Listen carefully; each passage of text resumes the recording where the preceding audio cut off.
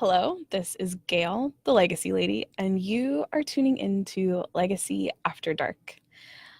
Tonight is all about how to start hard conversations.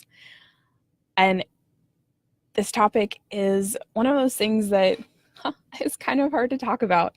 And depending on what your situation is right now with family members, with people that you want to work with to help them tell their life stories, which is what the Legacy Recorder is all about, these conversations can feel really big and really scary and really hard to start, especially when you are looking at beginning a project with family and with something that is really close and really near and dear to your heart, and when potentially the person that you want to help tell their story or work with is ill or is experiencing Alzheimer's or is potentially, that's what I'm looking for, terminal. So if you're dealing with cancer situations or something that is especially tender to broach that conversation with family of, hey, I really want to work together to help Uncle Tom tell his story or Grandma tell her story, and asking for help to do it can be hard, and really getting the person on board who you want to write about or work with, that might be complicated as well. So that's what tonight's topic is all about, is how to start those conversations, whether it's at the family level or with the person you want to work with, or on a personal level of talking with yourself about how you want to go about telling these stories. So the first way I like to suggest, and first way I recommend starting, hi Mary, it's nice to see you, is starting small.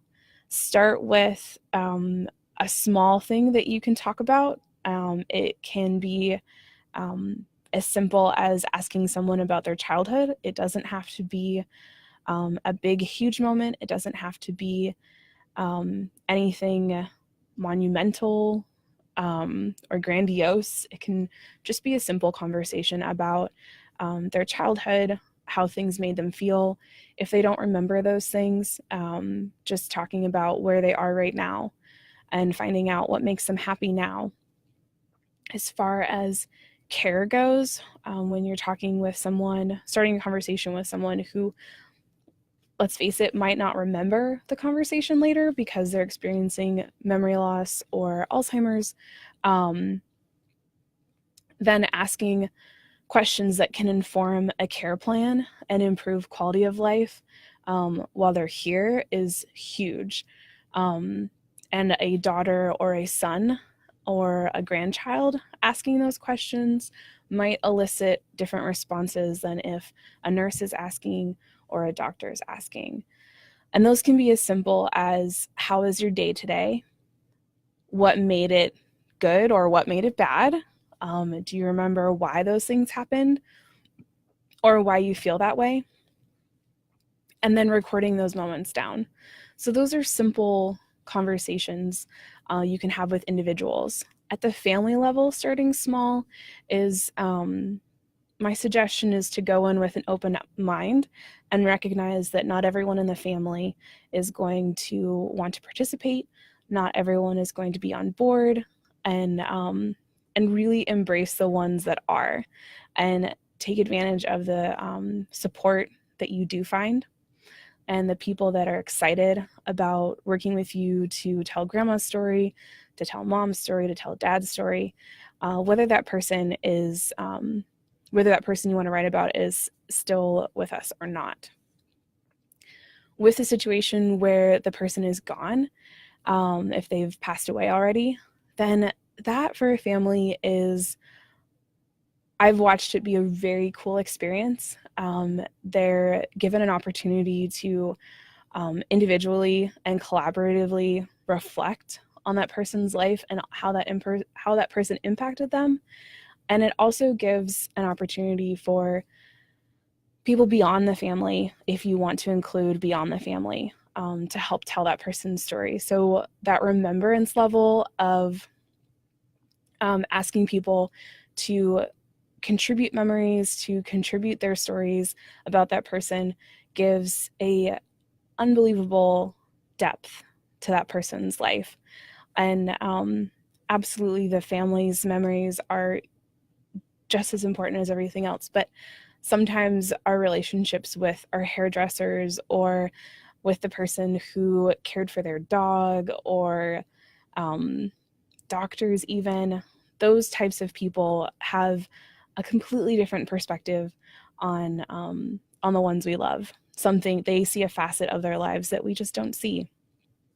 So I've seen those stories come through, and they're pretty amazing. And the family then is able to read those stories, learn about their family member in a different way. So that's something to consider when you're talking with your family about remembering and writing the story about someone who's passed away. Starting small with your family on working with mom or grandma or dad who's still with us, which is amazing.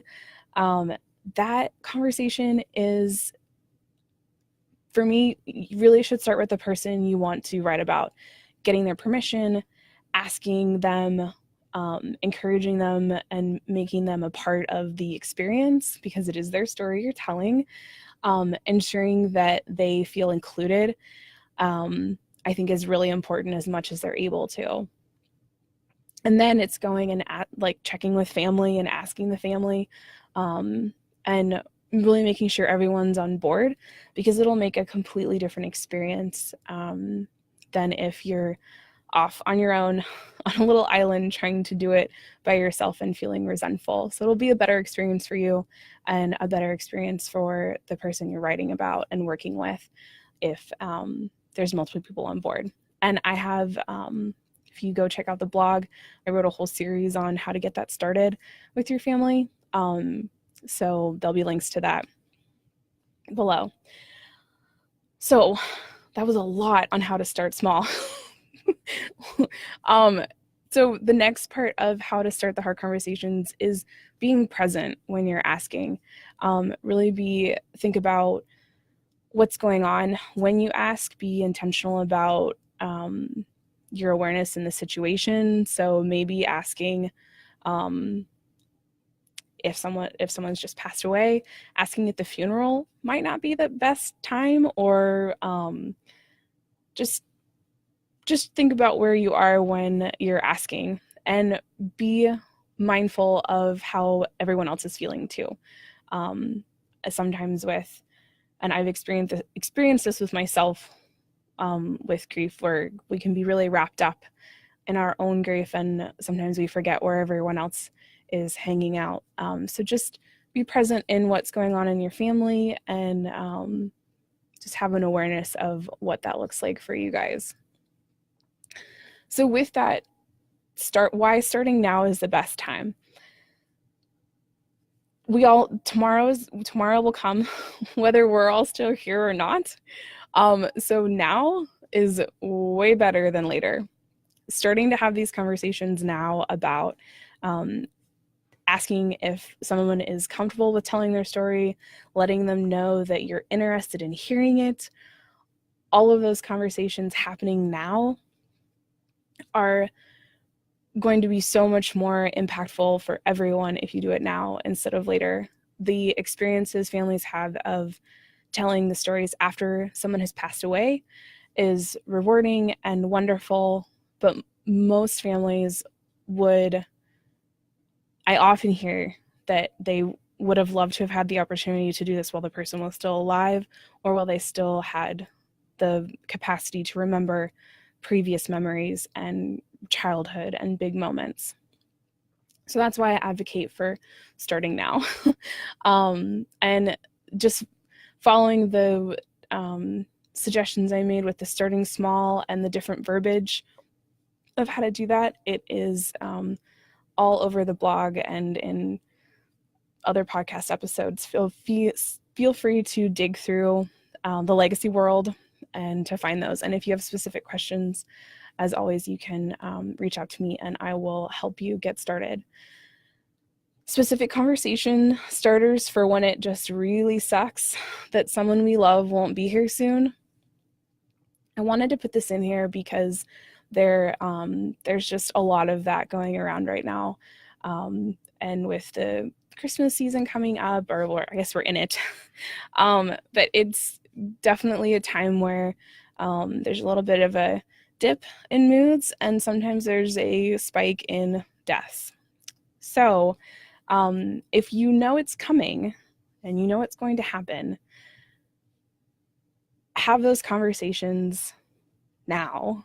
And specific ways to start those conversations, saying, hey, Mom, I know Grandma isn't doing very well. I'd really like to get the family together and remember her while she's here and talk with her while she's here and maybe start telling some of her story and writing it down. Is that something you're interested in? Is that something do you think that your brother would be interested in? And could we do that together as a family? And I would love to be, I'd love to, take charge of it. And then see what she says. So, and, obviously fill in the blank with whoever you're talking to, but that's a really great way to let your mom know that you're thinking about your grandmother, you're thinking about that person, and you have a solution to a problem you see, and that you are willing to take charge of it. You're not putting anything extra on your other family members, but you're letting them know that you need their help and that you want to do this thing and that it could be really amazing. So that's a really specific way that you can start that specific conversation. With that, there are just a real quick recap. This was how to start hard conversations about storytelling and remembering our family members. The first part was starting small, being present when we're asking and talking about it, and why starting now is the best time. And then I gave a little snippet of a conversation starter for when it just really sucks that someone we love won't be here soon. So I know this particular episode can be a little depressing, but we all know what the end of the story is. And it's up to us and the people around us and on what we're going to fill those pages with, how we're going to fill those pages, and writing them together is so much more exciting and so much more fun than writing them alone. So I encourage you to start those conversations with your families, start those conversations with your spouse, and see where it takes you. Feel free to comment, ask questions, and check out the Legacy World. Yeah. So thank you very much for tuning in. And this is Gail, the Legacy Lady, and you have been listening to Legacy After Dark. I will talk to you on the next episode. And in the meantime, happy writing.